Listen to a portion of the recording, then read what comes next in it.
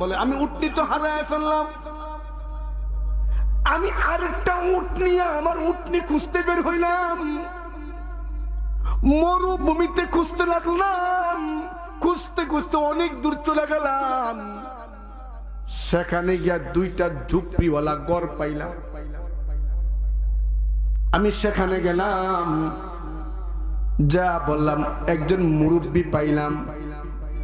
ওই মুরব্বীকে এক পর্যায়ে বললাম আমি আমার উটনি হারায় ফেলছি, আপনাদের এলাকায় এই এলাকায় কোনো উটনি আসেনি?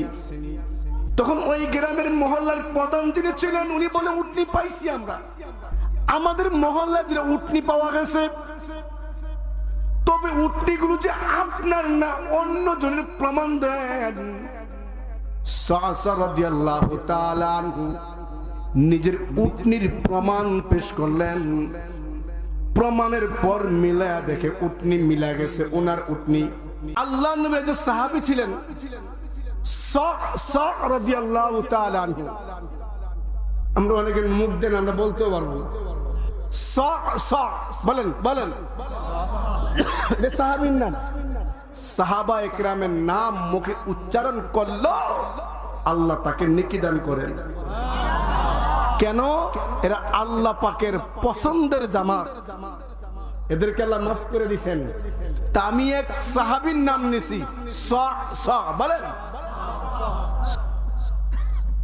উনি এখনো ঈমান গ্রহণ করেন নাই, আল্লাহর নবীর দরবারে গেছেন, যা বলে পয়গম্বর আমি ঈমান গ্রহণ করবার চাই, কিন্তু আমি জানতে চাই আমি কুফরির হালাতে এমন কিছু আমল করছি, ওই আমলের বিনিময়ে আমার রব আমাকে নেকি দিবেন কিনা বলেন।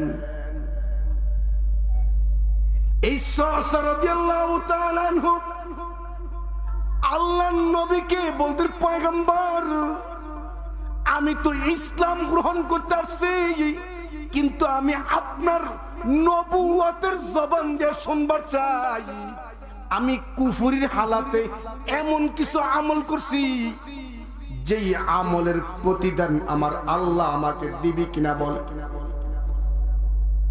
আল্লাহর পয়গম্বর বললেন তুমি কুফরির হালাতে এমন কি আমল করলা যেই আমলটা নষ্ট হয়ে গেলে তোমার কষ্ট লাগবে, প্রতিদান চাও, তুমি আগে তোমার ওই কুফরির হালাতের নেক আমলটার বিবরণ আমাকে শোনাও। এই কথা বলার পর সাসা রাদিয়াল্লাহু তাআলা আনহু বলে পয়গম্বর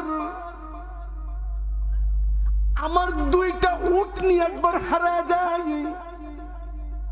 উটনি যে উটনি মহিলা উটনি বাচ্চা দেয়,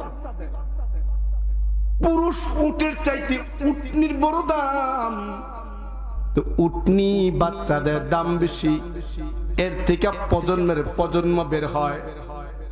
এই সাসা রাদিয়াল্লাহু তাআলা আনহু ওই আরবের জামানায় কোনো গাড়ি ছিল না, মোটরসাইকেল ছিল না, যান্ত্রিক বাহন ছিল না, উটনি বড় দামি বাহন, এরকম দামি দুইটা উটনি হারায়া ফেলছেন।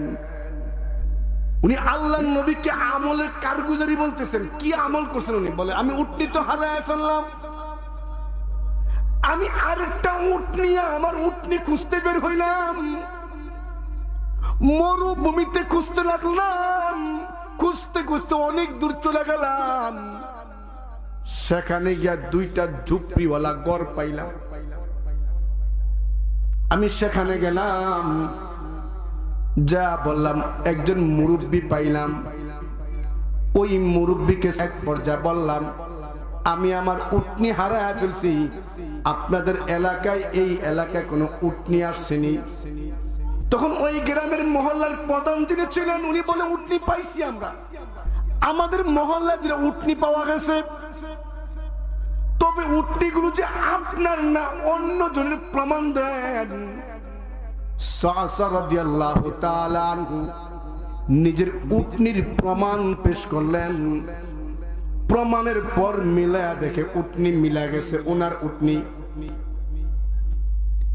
এমন সময় সাসা রাদিয়াল্লাহু তাআলা আনহু বাচ্চা ভূমিষ্ঠ হলে যেমন কান্না করে এমন কান্নার আওয়াজ শুনতে পান।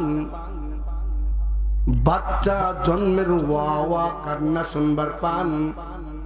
কান্না শুনে ওই সর্দার বলে, এই দেখো ছেলে না মেয়ে, ছেলে না মেয়ে, ছেলে হলে ভালো, মেয়ের চেয়ে ছেলে হলে ভালো, মেয়ের চেয়ে ছেলে হলে ভালো। সাসা এই কথাটা শুনতে লাগলেন। তখন সাসা রাদিয়াল্লাহু তাআলা আনহু ওই দল প্রধান কি জিজ্ঞাসা, ছেলে হলে কি লাভ, মেয়ে হলে কি লাভ? এই কথা বলার পর দল প্রধান বলে, ছেলে হলে যোদ্ধা বানাবো, ছেলে হলে কাজ কারবার করবে, ইনকাম করবে, লাভ হবে। সাসা রাদিয়াল্লাহু তাআলা আনহু জিজ্ঞাসা, মেয়ে হলে কি? বলে মেয়ে হলে চেহারা কালা হয়ে যায়, মেয়ে বড় বদনাম, মেয়ে হলে আমরা জীবিত রাখি না, ওরে জীবন্ত মাটিতে পুইতা ফেলি, ওরে আমাকে দিয়ে দেন, আমি তাকে নিয়ে পানি। এই প্রস্তাব দিতে দেরি ওই নেতা বলে, আমি তোমাকে মাননা দেব না। সাসা রাদিয়াল্লাহু তাআলা আনহু বলেন, ভাই আমি এখানে টাকা পয়সা নিয়ে আসি নাই, আমি আমার উটনি খুঁজতে বের হয়েছি, উটনি পায়ে গেলাম, টাকা পয়সা নিয়ে আসি নাই। এই কথা বলার পর ওই সাসা রাদিয়াল্লাহু তাআলা আনহুকে ওই দল প্রধান বলে, সমাজ প্রতিনিধি বলে, তুমি যেহেতু টাকা পয়সা নিয়ে আসো না, তোমার যে দুইটা উটনি হারাইলা, যে উটনি পায়া গেলা, ওই উটনি দুইটা আমাকে দিয়া দাও, উটনি আমাকে দিয়া দাও। শুধু উটনি না, উটনি না, তুমি যে উটটার মধ্যে সুয়ার হইয়া আমাদের বস্তিতে আইসা উটনি পাইলা, ওই উটটা পর্যন্ত দিয়া দাও। সাসা রাদিয়াল্লাহু তাআলা আনহু বলে, পয়গম্বর আমি টেনশনে পড়ে গেলাম, উটনি ছাড়মু না একটা নারীর জীবন বাঁচামু। আমি অনেক চিন্তা ভাবনা করে দেখলাম, আজকে যদি আমি উটনি তাকে দিয়া দেই, আমার উটনি হাতছাড়া হয়ে যায়, আমি পরবর্তীতে উটনি কিনার সম্ভাবনা আছে, আমি আবার উটনি পামু। কিন্তু যদি এই কন্যা সন্তানটাকে জীবন্ত পুইতা ফেলে, এই কন্যা সন্তানের জীবন পুনরায় ফিরত পাওয়া যাবে না। আল্লাহু আকবার বলেন। এই কথা বলে উনি আর টেনশন চিন্তা ভাবনা না করে বলে, ঠিক আছে আমার 3টা উটনি নিয়ে যাও, 2টা উটনি নিয়ে যাও, উটটাও নিয়ে যাও, কন্যা সন্তানটা আমাকে দিয়া দাও। আল্লাহু আকবার কইবেন না। উনি এই কন্যা সন্তানকে কোলে নিয়ে বাড়িতে আসছেন। বাড়িতে আইসা দেখেন আল্লাহ তাআলা, উনি তখনও আল্লাহ মানে, উনি বলে আমি দেখতেছি, আমি তখন ঈমান আনি নাই, আমি কন্যা সন্তান নিয়ে বাড়িতে আসতে আর ঢুকতে দেরি, রিজিকের দরজা খুলে নাই। আমি কেমন জানি দেখতেছি আসমানের রিজিকের দরজা আল্লাহ খুইলা দিছেন। দরজা না, দরজা না, আসমানের গেট খুলে গেছে। আমি যেখানে হাত দেই, যা ধরে সাথে সাথে বরকতে বাইরে কা। মেয়ে হলে বরকত হয়।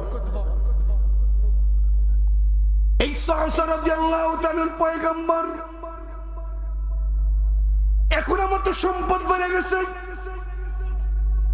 যখনই আমার হাতে 3টা উট নিয়ে আসে বা 3টা উট আসে, আমি 3টা উট নিয়ে ওই গ্রামে দূরের বস্তিতে চলে যাই, যে যারা কন্যা হইলে মাইরা লায়, আমি ওই কন্যার বিনিময়ে 3টা উটনি তাদেরকে দিয়া আমি কন্যা সন্তান নিয়ে আসি।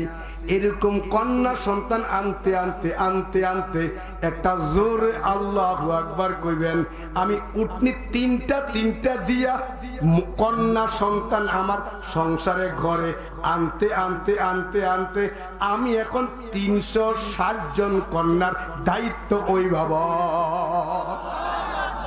তাহলে বেঈমান সালসা রাদিয়াল্লাহু তাআলা পয়গম্বর আমি যা আমলটা করতাম আল্লাহ নেকি দিবেনি?